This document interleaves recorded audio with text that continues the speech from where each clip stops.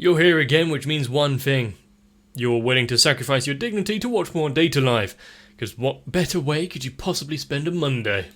But while we contemplate on that, seeing the world in dire straits, knowing that the spirits and the creation of them and the history of it all surrounds this mysterious spirit of origin, and somehow Shido.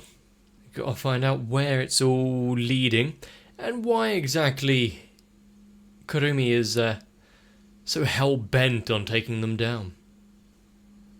We should be in for quite a journey, because if it's not Kurumi and her multiple clones, it's Isaac and his army of demon daughters made from his strange own fanfiction. Who are we to judge? But let's see the episode.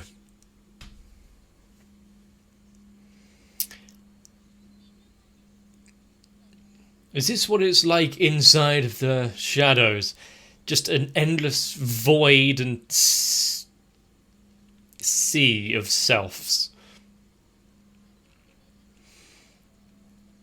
Do they number themselves, or is there an order to this all?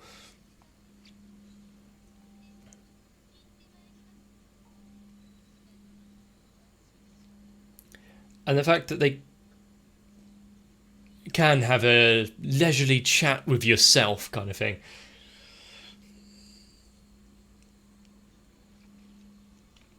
To be fair, I've played God of War. I know what Hades looks like. Not somewhere you'd want to visit.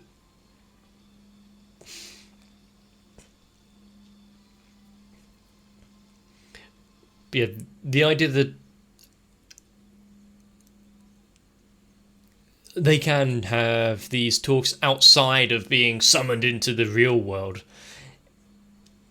Kind of, it understands how they're all kind of so in sync.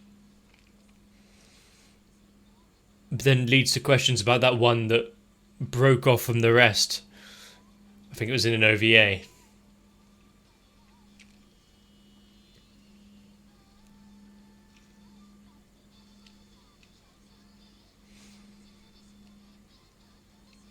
And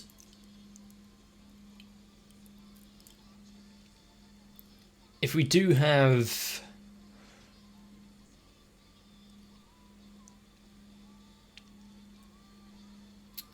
all of the kind of battles that are culminating in one place, one time, maybe even back in time, how much longer can Shido play around with the happy-go-lucky life that they're trying to build up here?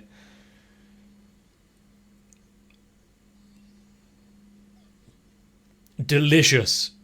Always want my food to have a face.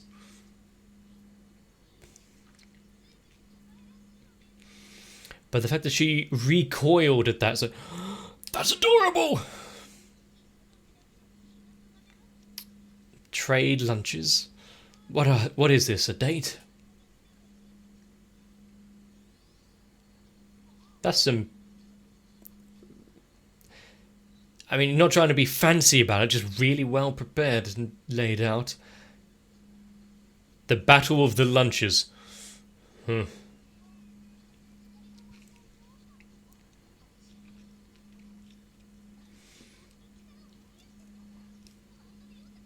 This is only going to end in bloodshed.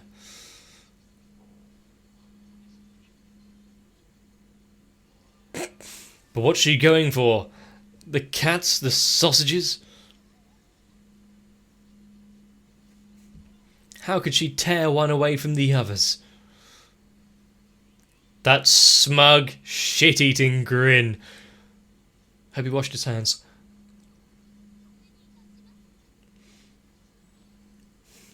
Good choice.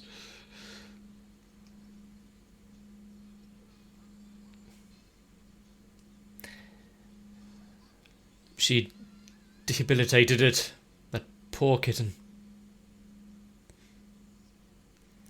I mean, well-seasoned rice, especially in like a onigiri, hits a spot sometimes. Well, I've had too many of them. How much MSG was laden into these things, considering their reactions? Not enough, I think. Speaking of MSG, it's a really good seasoning.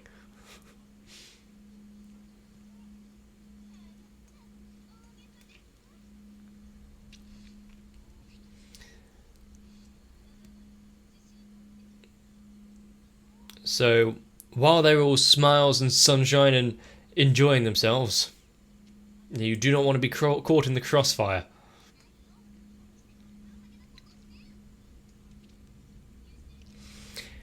What, and show off from the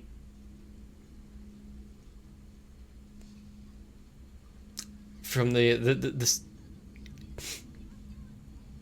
sidelines? Just extra levels of complexity to the dishes.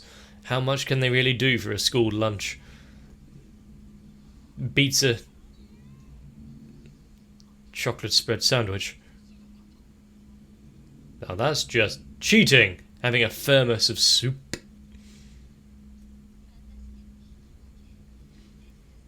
I don't think I've ever been that out of breath from eating.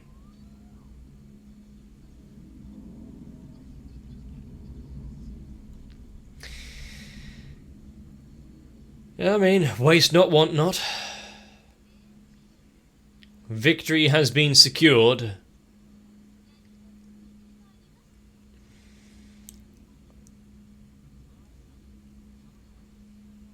And this will be... Ah, I see. Smooth.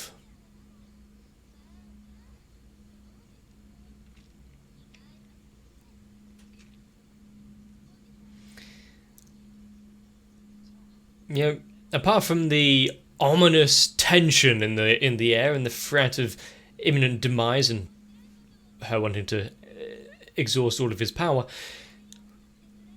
their interactions are fairly benign and nice. I kind of like this back and forth battle.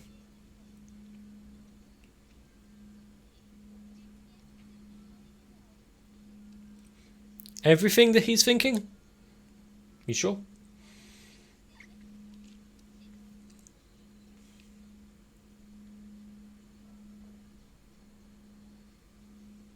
Not a word to them.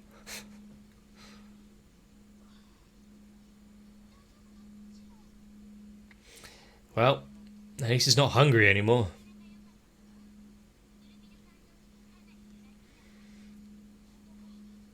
But what, for the best? Or...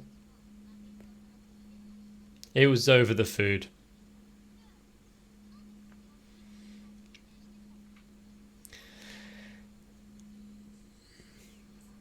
No one thought to...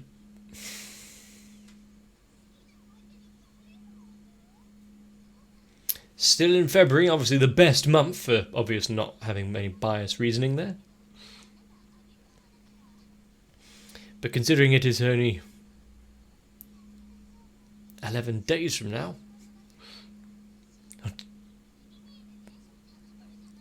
not too far from Valentine's Day myself.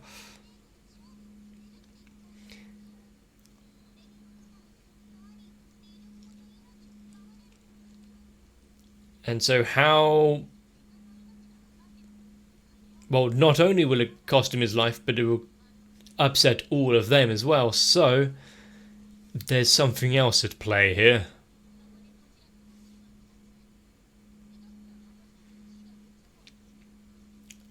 Bombard him with sweets and love.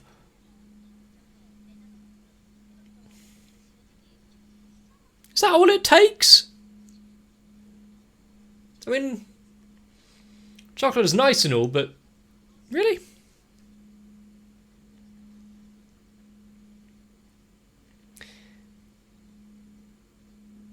Is that him wiggling about under there? Because I don't want to...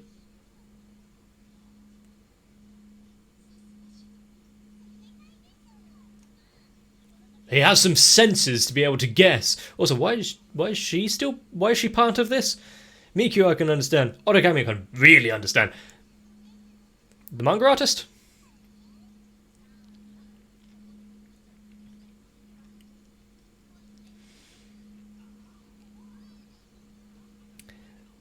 And strong vibes back to Monster Musume, a show that will never leave my brain. And why are they not using the door?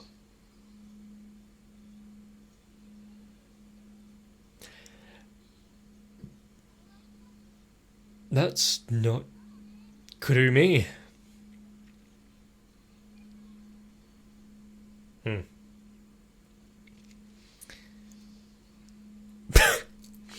That was a decent introduction, actually.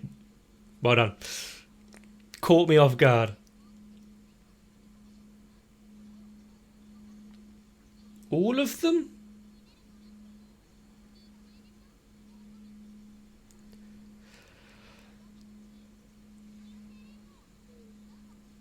In what kind of way? They're bloodthirst for him?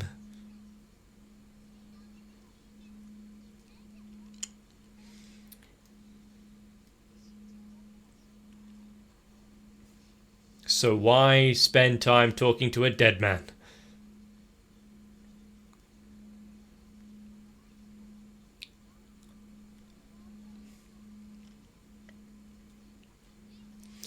So, death by 1,000 cuts.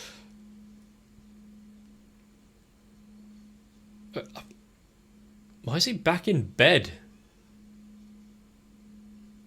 Did they tuck him in nicely after they left? Or was this a weird time loopy aspect again like we had? How long was he in a coma? Why was she so sultry and posing?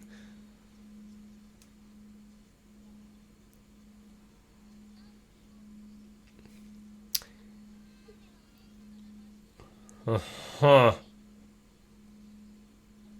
acting as though nothing has changed. It's going to be one of those episodes, isn't it? What are those? Some things never change.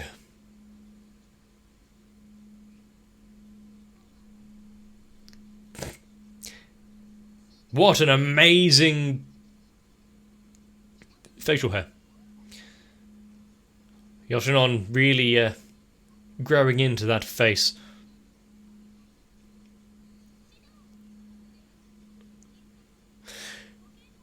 What in the poorly researched porn writing is this?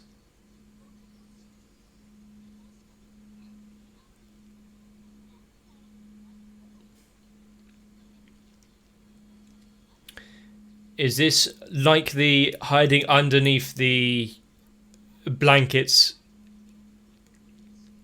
Some psychological assault, but using Natsumi's magic to... How long did it take her to put on all that? Why do they have... Ah, right, they're being punished for their earlier assault.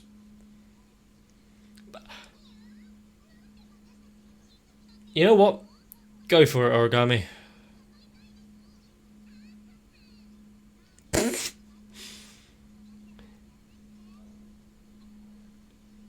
She's just enjoying it.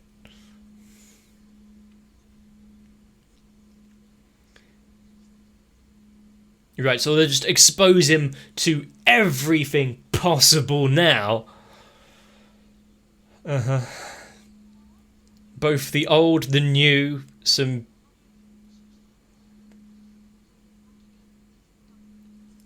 very questionable aspects. Rip away naked apron.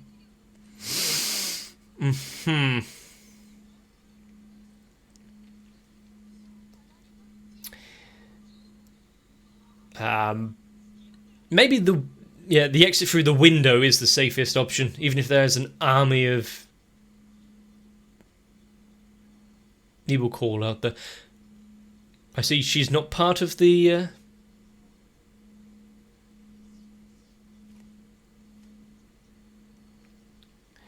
effective victory, I guess. Ones that they can appreciate as well.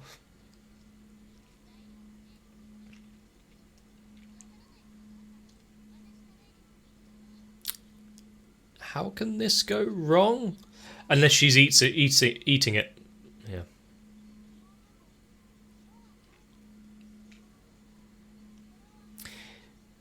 Try them out and see.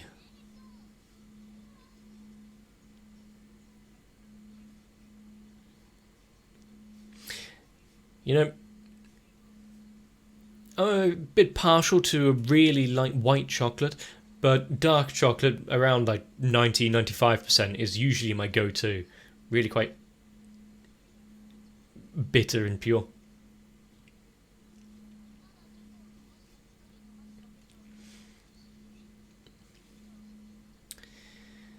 It's...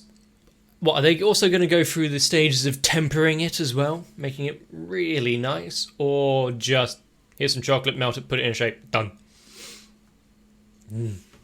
Why do they always seem so difficult?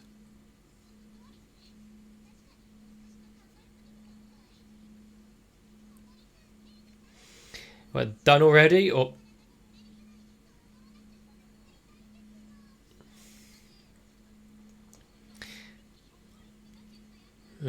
energy bars might be useful, actually. Wait, soft shell? Why does she have like a tanning bed of chocolate?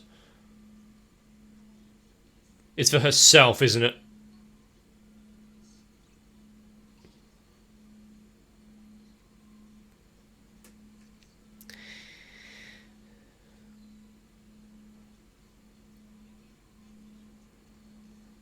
Well, what? It will spill over.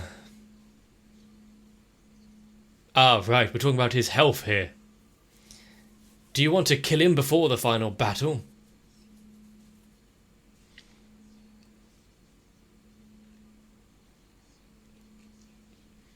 A lesson well learned, I guess.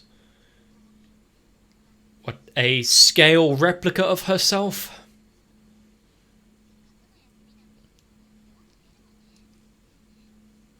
I mean, she could dearly use of this time in bed. Is it not just a nickname or something? Shintaro. And why would you think that? I mean, fine explanation, but anything with Shintaro that is more there? I do not remember early episodes, so it's like...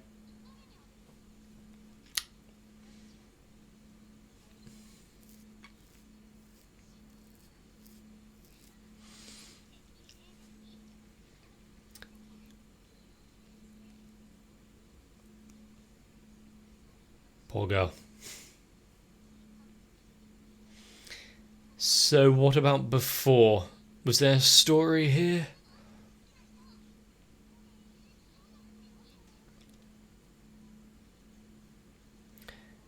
And really with the reminiscing tune as well. Time for a sad backstory.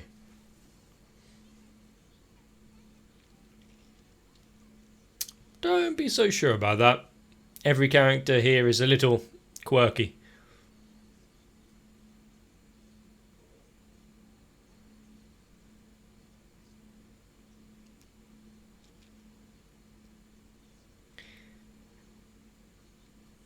Wow.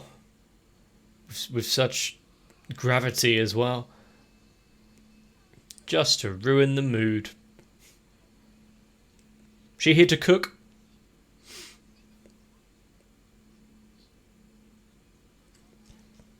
Also, with that telling of her past as someone that she loved dearly, surely that wasn't just for a little bit of exposition about her and her past, but how and what it means more than that. Couldn't even begin to start guessing.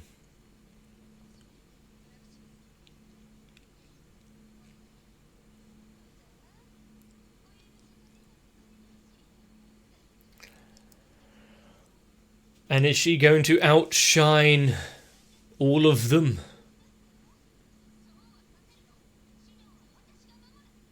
At least wipe your face first before making a battle pledge.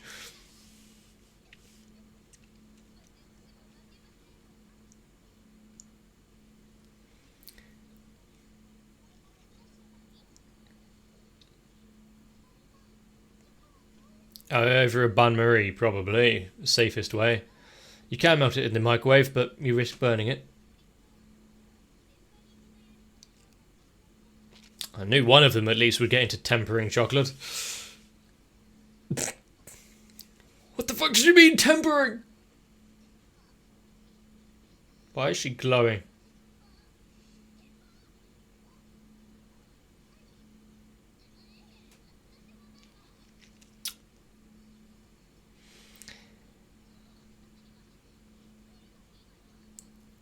Is it now? What's that smell of burning?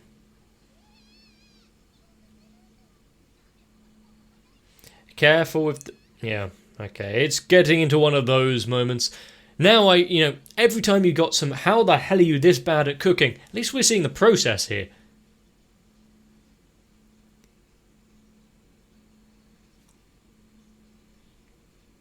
I'll give it a pass.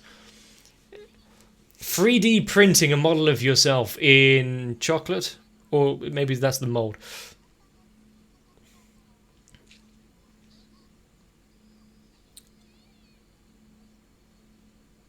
Is this all part of her plan? To get them to work closer together?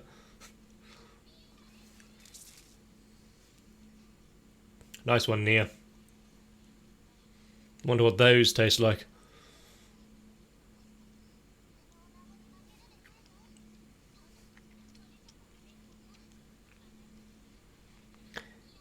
Make sure he's got, a high sugar diet and lots of short burst energy right before.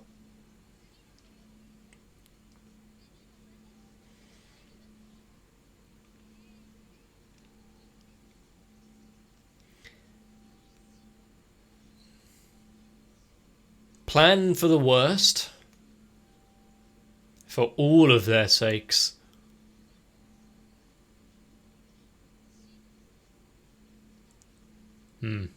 There it is. So on the premise of it is just trying to gather power to destroy the Spirit of Origin, but it's not some personal vendetta. There is more behind the scenes. But why? I mean, sure, spending enough time with him like this, there's certain elements which you should get attached to, so I don't want to see him die, but considering the interest that the original had in him.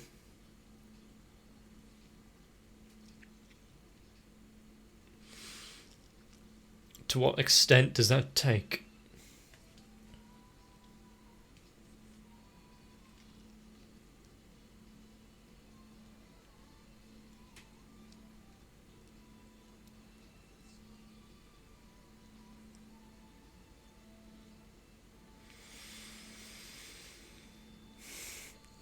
But yeah, this was a interesting episode, setting up several bits and pieces while also just firmly in the realms of here's all of the fan service that you so drastically desire. And some that you wish you didn't see. When we've got moments and elements of, say for instance, Kurumi having a bit more of a softer side, a moment to open up a little, even if it is only over kitten-shaped rice balls. It's very nice to see because, if what we have been told about the spirits is true and they all are just people in various times of their lives that have kind of been given power, just having moments where they can experience that normal life to a degree, once again, very good. What would they be like if they didn't have the worries of the world and this energy that can easily cause tens of thousands of deaths. Not that we've had a spacequake anytime soon. I wonder if that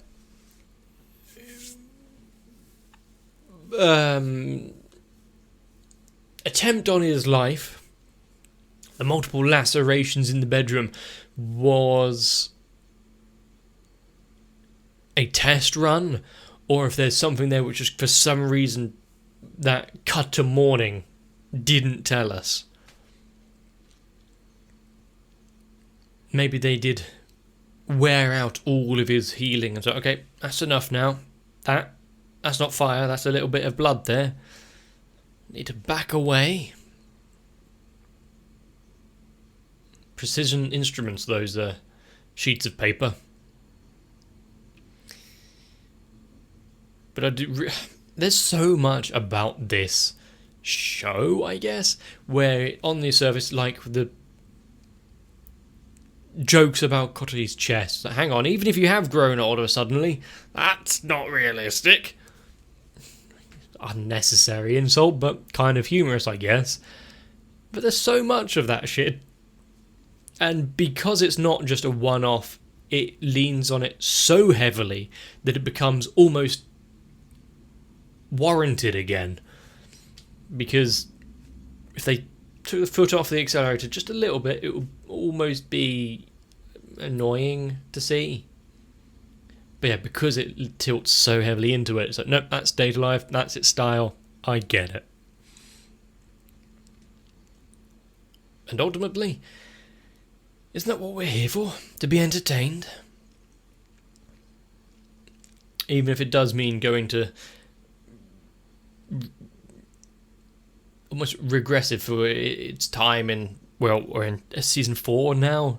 Valentine's chocolate, really? Now we're getting into the mixture of all of this? Although learning basic things like how to melt chocolate without burning it, lifting up pots without burning yourself, or full body casts in liquid silicone. That wasn't the issue, no, it was the health benefits to all that sugar. Well, at least someone stopped her, because I'm pretty sure she'd go in that one without any extra coverings. Really get the full details on display.